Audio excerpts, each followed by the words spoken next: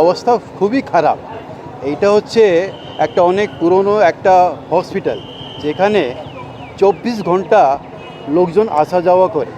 সেখানে এই রকম যদি ট্রমা সেন্টারে যদি এরকম ঘটনা ঘটে, এটা টোটাল গাফলতি হচ্ছে সুপ্রিনটেন্ডেন্ট, এইখানে যারা দেখাশোনা করে সুপ্রিনটেন্ডেন্ট, তাদেরই গাফলতি হয়েছে, সেই জন্য এই ঘটনাটা ঘটেছে। আপনারা শুনেছেন যে লিফট ম্যান ছিল না রাত্রিবেলা, এখানে লক্ষ লক্ষ লোক ওপরে নিচে ওঠেন আর নামেন। তখন এরা যারা এখানে আসে গ্রামগঞ্জ থেকে আসে, তারা বুঝে না কিভাবে লিফটকে অপারেট করতে হয়। তো তাদের জন্য তো সবাই লিফটম্যান যারা, তাকে তো এখানে থাকা দরকার, কেউ ছিল না।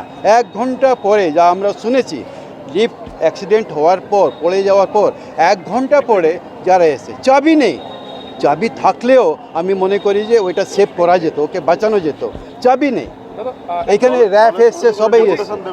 দেখো, রোগী কল্যাণ কমিটির এখানকার চেয়ারম্যান, তিনি বলছেন যে এটা প্রশাসনিক গাফিলতি এবং তিনি একটি মিটিং ডাকবেন। আপনি তো এখানকার সিপিএম এর দাঁড়াচ্ছেন এই বছর এই বিধানসভাতে, কি বলবেন এই বক্তব্যকে? এইটা ওনারই গাফিলতি, উনি যা বলেছেন এদের ওনার গাফিলতি। ওনার কাজ হচ্ছে এখানে অপারেট করা, দেখাশোনা করা আমার হসপিটাল ঠিকভাবে চলছে কি না। এখানে তো অনেক কমপ্লেন আছে, যারা বাইরে থেকে লোকজন আছে তাদেরকে ভালোভাবে গাইড করা হয় না। কোথায় টিকিট হবে, কোথায় এক্সরে ডিপার্টমেন্ট আছে, কোথায় এসিজি হবে, এইটা কিচ্ছু জানে না, কিন্তু কেউ গাইড করা লোক না। অভয়াকাণ্ডের পরে আদালতের থেকে বলা হয়েছিল যে পরিকাঠামোগতভাবে উন্নতি করার কথা, এরকম কোনো উন্নতি হয়নি। আদালত যেটা বলেছিল পরিকাঠামোর উন্নতি করার জন্য, কিন্তু তারপরেও কোনো উন্নতি হয়নি। তা অভয়ের মধ্যে তো আপনারা দেখেছেন কি এখানে ঘটনা ঘটেছে, আজ পর্যন্ত কোনো শুরু হয়নি।